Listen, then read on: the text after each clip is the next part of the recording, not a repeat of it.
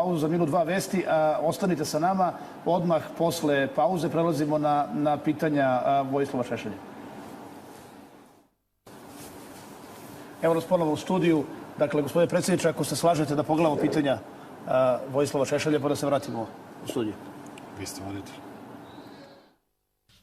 Jesi li svestan da ni potpuno otimanje Kosova i Metohije neće biti kraj naših muka, jer predstoje zapadnjački nasrtaji na Vojvodinu i Rašku oblast? Šta će tvoja vlada raditi sa stotinama hiljada izbeglica kad se sve države Evropske unije ograde gustim namotajima bodljikave žice, pa nam još počnu vraćati i one koji su već prošli kroz Srbiju? Jesi li se napokon uverio da je Srpska radikalna stranka uvek vodila ispravnu politiku prema zapadnim silama i Evropskoj uniji, kao i da je vrlo uspešno predviđala sva egzistencijalna iskušenja koja su nas čekala? Nije vas naprednjake Zapad u prvo vreme srdačno obgrlio zato što ste lepi i pametni, nego računajući da mu možete bar kratkotrajno biti korisni. Da li vam je istekao rok trajanja? Amerikanci su iz petnih žila insistirali da se veliki broj srpskih tenkova, oklopnih vozila, artiljerije i druge ratne tehnike pretopi u Smederevu. Kako ćete sada ti i tvoja vlada reagovati na vest da ti isti Amerikanci ogromnu količinu raketnog naoružanja poklanjaju Hrvatskoj, pa čak i balističke rakete dometa 300 km? Da li si shvatio da nam je jedini spas ulazak u članstvo ODKB, novog vojnog pakta koji predvodi Rusija? Je li ti sada jasno da Srbija i srpski narod nemaju šta da traže u Evropskoj uniji, jer su tamo koncentrisani svi naši tradicionalni neprijatelji? Jer nas ta unija ponižava, ni podaštava i otima ono malo preostalih resursa.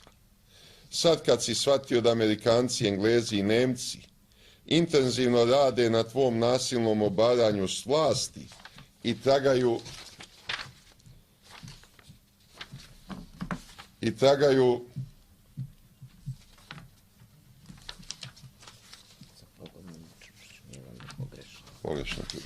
za pogodnom ličnošću koja će odigrati najprljaviju ulogu, poput one koju je odigrao Zoran Đinđić u petooktobarskom puču, zašto tvoja vlada zvanično ne podnese zahtev da se Srbija kao punopravni član uključi u sve istočnoevropske i evroazijske integracije koje predvodi Rusija? Zašto još nisi obelodanio zvanične podatke o katastrofalno štetnom ugovoru koji su Boris Tadić, Mlađan Dinkić i njihovi mafijaški pajtosi zaključili sa Fijatom, a čije su posljedice fatalno ugrozile ekonomsku moć zemlje? Zašto vlada kojom predsedavaš ne utvrdi vlasničku strukturu kompanije Politika i kompanije Novosti, već prepušta da se mešetari sa najuglednijim srpskim dnevnim listom i prvim večernjim listom? Srpska javnost je načisto s mišljenjem da su sazreli svi uslovi za vanredne parlamentarne izbore. Zašto oklevaš? Zašto odmah ne stvoriš uslove za održavanje tih izbora do kraja godine zajedno sa lokalnim i pokrajinskim? Kakva je to borba protiv kriminala i korupcije ako se u prvom redu ne procesuiraju brojni ministri dosmanlijskog, ali i mnogi iz naprednjačkog režima? Tomislav Nikolić je u javnosti često isticao da je tvoj politički otac. Da li ti prija činjenica da ti je politički otac takva ljudska, moralna, intelektualna i politička gromada poput Tomislava Nikolića? Da li će tvoja vlada i Srpska napredna stranka tolerisati sve kriminalne afere predsjednika Republike Tomislava Nikolića, umjesto da ga javno osudite i pokrenete inicijativu za njegovu smenu? Da li je krajnje ponižavajuće za Srbiju da je predsjednik Republike bude čovek koji je stekao fakultetsku diplomu, a da nijedan ispit nije položio? Čvrsto si obećao da ćeš ukinuti TV pretplatu, a sada je ponovo vraćaš. Zašto ne održiš obećanje? Ne ukineš TV pretplatu i ne pustiš RTS da se snalazi na tržištu kao i sve ostale televizije. Tvoj sin, a moje kumče, Danilo Vučić u decembru navršava 18 godina i postaje punoletan. Danilo je odlučio da toga dana svečano potpiše pristupnicu i postane član Srpske radikalne stranke. Kako ćeš ti reagovati na takvu njegovu odluku? Zašto si nakon pobjede nad Demokratskom strankom i njenim satelitima u svoju stranku primio njihove najkompromitovanije kadrove? Već punih 11 meseci te neprekidno pozivam na TV duel u direktnom prenosu na nekoj od televizija sa nacionalnom frekvencijom. Kada ćeš to prihvatiti?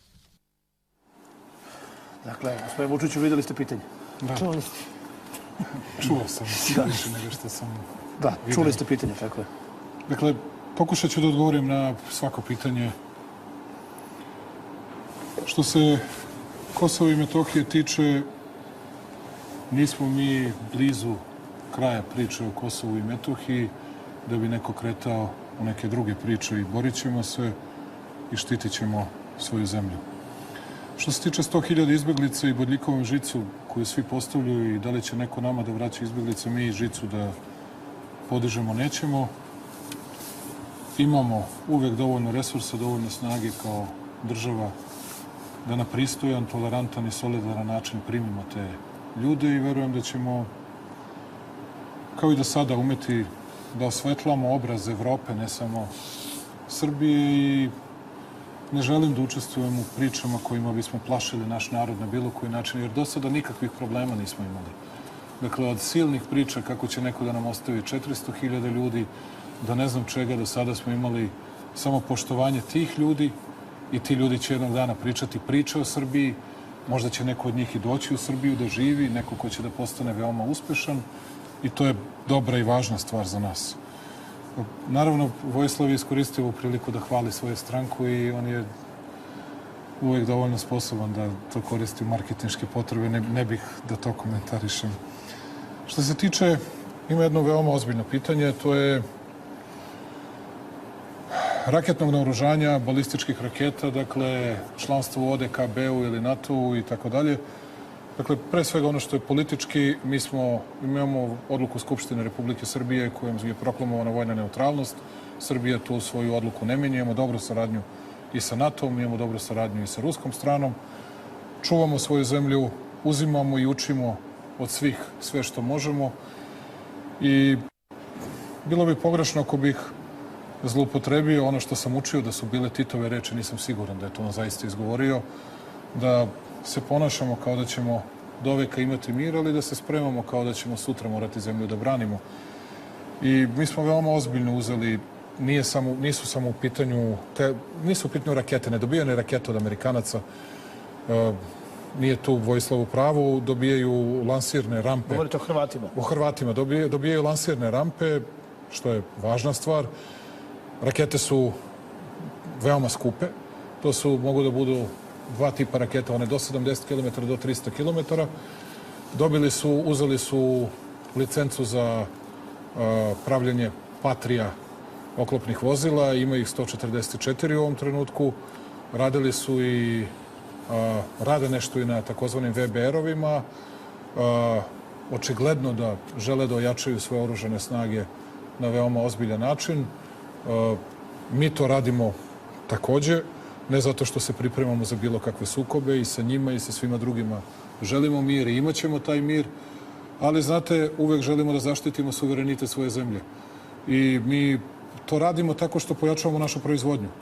Mogu da vam kažem da mi pripremamo... Koji je naš odgovor na ovo njihove rakete od 300 km?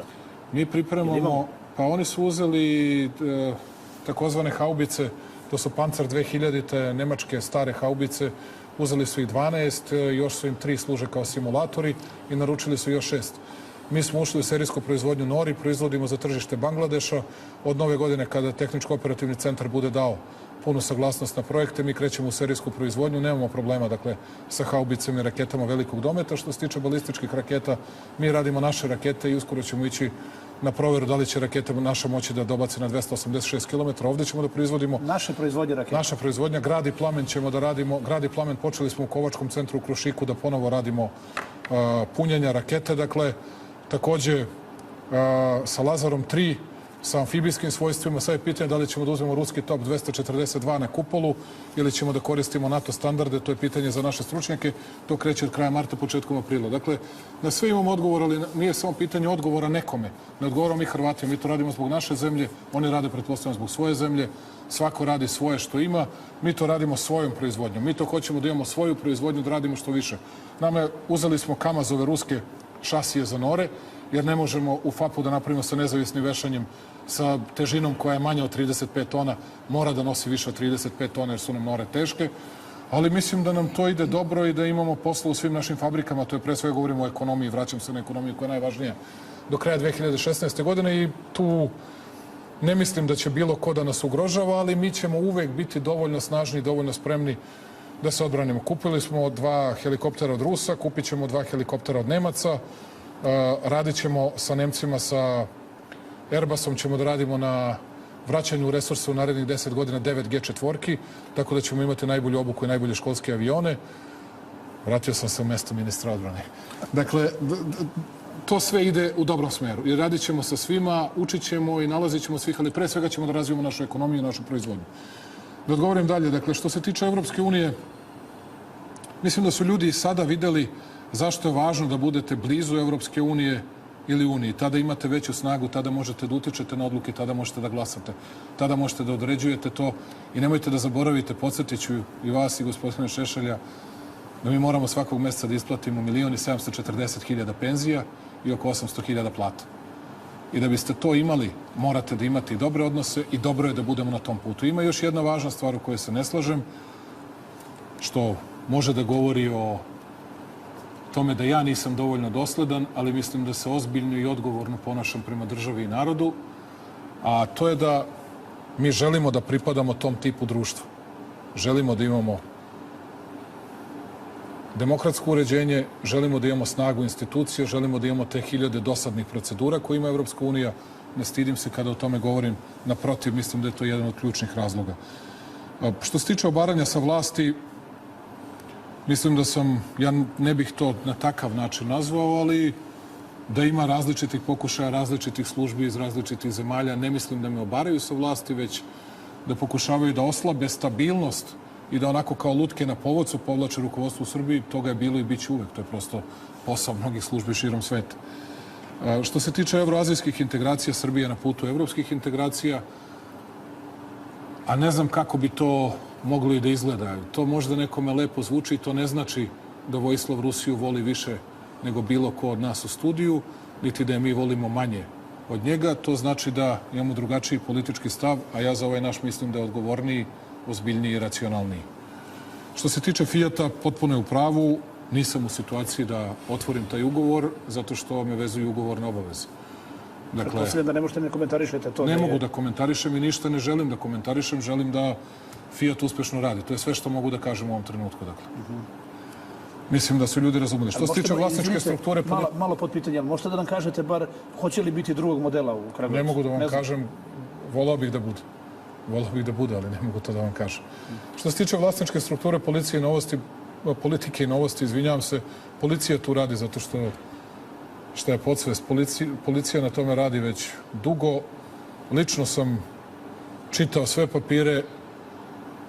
Ja nisam u stanju to da razumem šta su Rudi, ali to zamešateljstvo nije napravila naša vlast. To Vojislav dobro zna, to gospodin Šešelj dobro zna. To je napravila ona bivša vlast koja je htela, šta su hteli? Hteli su da imaju punu kontrolu, dali su svom tajkunu da to tobože kupi, ali da bi imali kontrolu na drugim medijima, rekli su, a ti ćeš od njega da dobiješ pare. A ako ti on ne da te pare, onda ti kroz garancije to preuzimaš. I to Bog Otac više ne zna kako to ide i kako, na što je to ispalo. Dakle, samo hoću da kažem, možda je ovaj čovjek sad vlasnik, možda nije, možda ima ugovor, možda nema, ja to ne mogu da znam.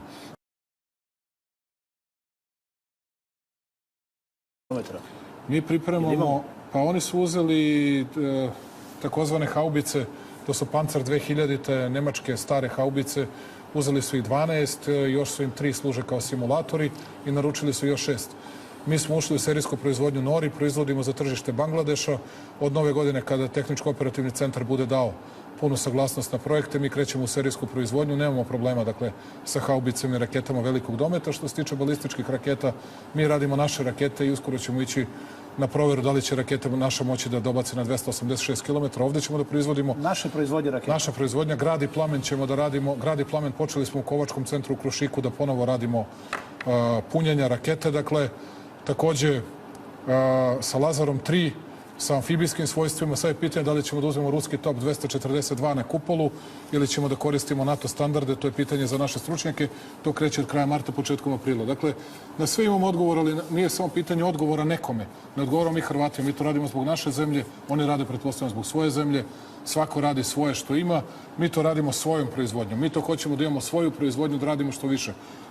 Uzeli smo Kamazove ruske šasije za nore, jer ne možemo u FAP-u da napravimo sa nezavisnim vešanjem sa težinom koja je manja od 35 tona, mora da nosi više od 35 tona jer su nam nore teške, ali mislim da nam to ide dobro i da imamo posla u svim našim fabrikama, to je pre svega govorimo o ekonomiji, vraćam se na ekonomiju koja je najvažnija do kraja 2016. godine i tu ne mislim da će bilo ko da nas ugrožava, ali mi ćemo uvek biti dovoljno snažni i dovoljno spremni da se odbranimo. Kupili smo 2 helikoptera od Rusa, kupit ćemo 2 helikoptera od Nemaca, radit ćemo sa Nemcima, sa Airbusom ćemo da radimo na vraćanju resursa u narednih 10 godina 9 G4, tako da ćemo imati najbolju obuku i najbolje školske avione.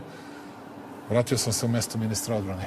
Dakle, to sve ide u dobrom smeru. I radit ćemo sa svima, učit ćemo i nalazit ćemo svih, ali pre svega ćemo da razvijemo našu ekonomiju i našu proizvodnju.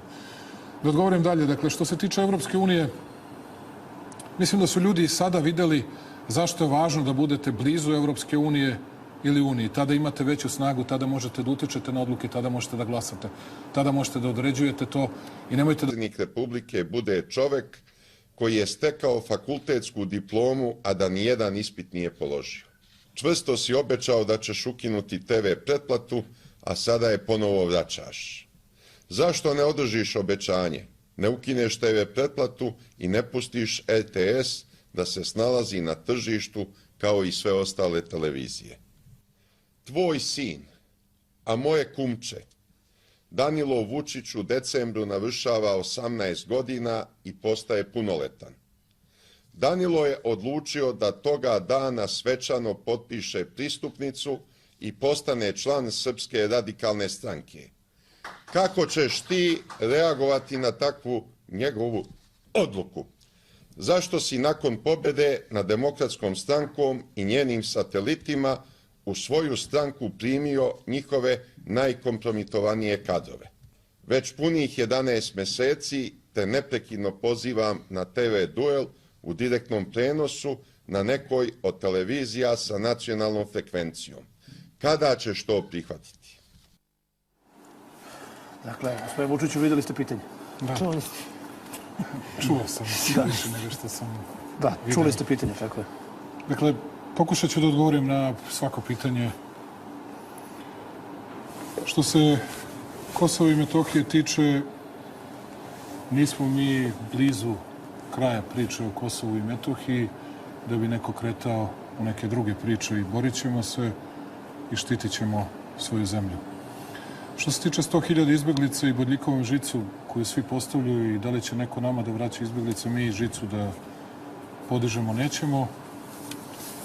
Imamo uvek dovoljno resursa, dovoljno snage kao država da na pristojan, tolerantan i solidaran način primimo te ljude i verujem da ćemo, kao i do sada, umeti da osvetlamo obraz Evrope, ne samo Srbije i ne želim da učestvujem u pričama kojima bismo plašili naš narod na bilo koji način, jer do sada nikakvih problema nismo imali.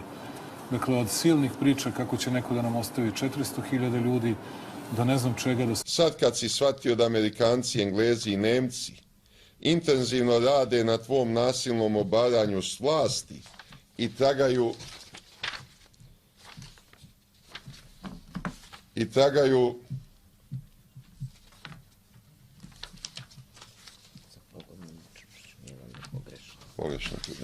za pogodnom ličnošću koja će odigrati najprljaviju ulogu poput one koju je odigrao Zoran Đinđić u petooktobarskom puču, zašto tvoja vlada zvanično ne podnese zahtev da se Srbija kao punopravni član uključi u sve istočnoevropske i evroazijske integracije koje predvodi Rusija? Zašto još nisi obelodanio zvanične podatke o katastrofalno štetnom ugovoru koji su Boris Tadić, Mlađan Dinkić i njihovi mafijaški pajtosi zaključili sa Fijatom, a čije su posljedice fatalno ugrozile ekonomsku moć zemlje? Zašto vlada kojom predsjedavaš ne utvrdi vlasničku strukturu kompanije Politika i kompanije Novosti, već prepušta da se mešetari sa najuglednijim srpskim dnevnim listom i prvim večernjim listom? Srpska javnost je načisto s mišljenjem da su sazreli svi uslovi za vanredne parlamentarne izbore. Zašto oklevaš? Zašto odmah ne stvoriš uslove za održavanje tih izbora do kraja godine zajedno sa lokalnim i pokrajinskim? Kakva je to borba protiv kriminala i korupcije ako se u prvom redu ne procesuiraju brojni ministri dosmanlijskog, ali i mnogi iz naprednjačkog režima? Tomislav Nikolić je u javnosti često isticao da je tvoj politički otac. Da li ti prija činjenica da ti je politički otac takva ljudska, moralna, intelektualna i politička gromada poput Tomislava Nikolića? Da li će tvoja vlada i Srpska napredna stranka tolerisati sve kriminalne afere predsjednika Republike Tomislava Nikolića, umjesto da ga javno osudite i pokrenete inicijativu za njegovu smenu? Da li je krajnje ponižavajuće za Srbiju da je predsjednik... Sada smo imali samo poštovanje tih ljudi i ti ljudi će jednog dana pričati priče o Srbiji. Možda će neko od njih i doći u Srbiju da živi, neko ko će da postane veoma uspešan i to je dobra i važna stvar za nas. Naravno, Vojislav je iskoristio ovu priliku da hvali svoju stranku i on je uvek dovoljno sposoban da to koristi marketinške potrebe, ne bih da to komentarišem. Što se tiče, ima jedno veoma ozbiljno pitanje, to je raketnog naoružanja, balističkih raketa, dakle, članstvo u ODKB-u ili NATO-u i tako dalje. Dakle, pre svega ono što je politički, mi imamo odluku Skupštine Republike Srbije kojom je proklamovana vojna neutralnost. Srbija tu svoju odluku ne menja, imamo dobru saradnju i sa NATO-om, imamo dobru saradnju i sa ruskom stranom. Čuvamo svoju zemlju, uzimamo i učimo od svih sve što možemo. I bilo bi pogrešno ako bih zloupotrebio ono što sam učio da su bile Titove reči, nisam siguran da je to on zaista izgovorio, da se ponašamo kao da ćemo do veka imati mir, ali da se spremamo kao da ćemo sutra morati zemlju da branimo. I mi smo veoma ozbiljno uzeli, nisu samo u pitanju rakete, nedobijane rakete od Amerikanaca, nije tu Vojislav u pravu, dobijaju lansirne rampe. Govorite o Hrvatima. O Hrvatima. Dobijaju lansirne rampe, što je važna stvar. Rakete su veoma skupe. To mogu da budu dva tipa raketa, one do 70 km do 300 km. Uzeli su licencu za pravljenje Patrija oklopnih vozila, ima ih 144 u ovom trenutku. Radili su i rade nešto i na takozvanim VBR-ovima. Očigledno da žele da ojačaju svoje oružane snage na veoma ozbiljan način.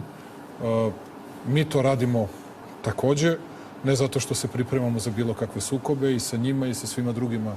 Želimo mir i imat ćemo taj mir, ali znate, uvek želimo da zaštitimo suverenitet svoje zemlje. I mi to radimo tako što pojačavamo našu proizvodnju.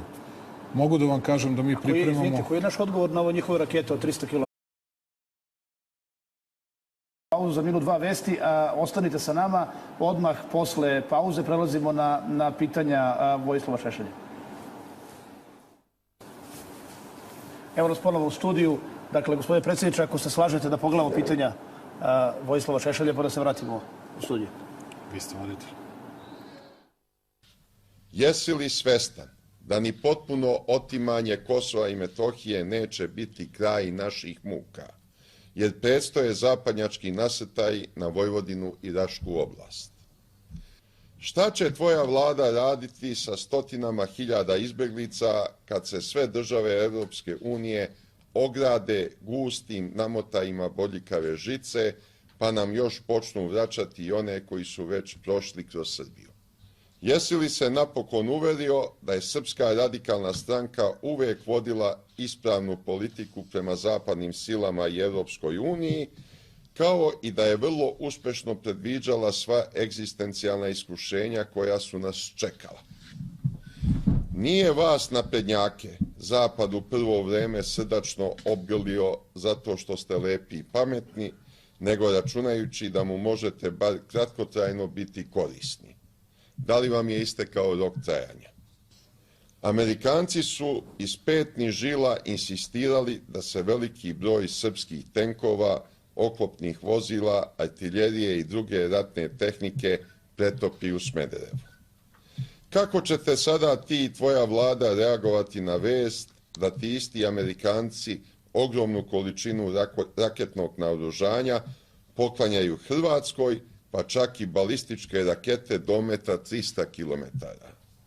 Da li si shvatio da nam je jedini spas ulazak u članstvo ODKB, novog vojnog pakta koji predvodi Rusija? Je li ti sada jasno da Srbija i srpski narod nemaju šta da traže u Evropskoj uniji, jer su tamo koncentrisani svi naši tradicionalni neprijatelji? Jer nas ta unija ponižava, ni podaštava i otima ono malo preostalih resursa.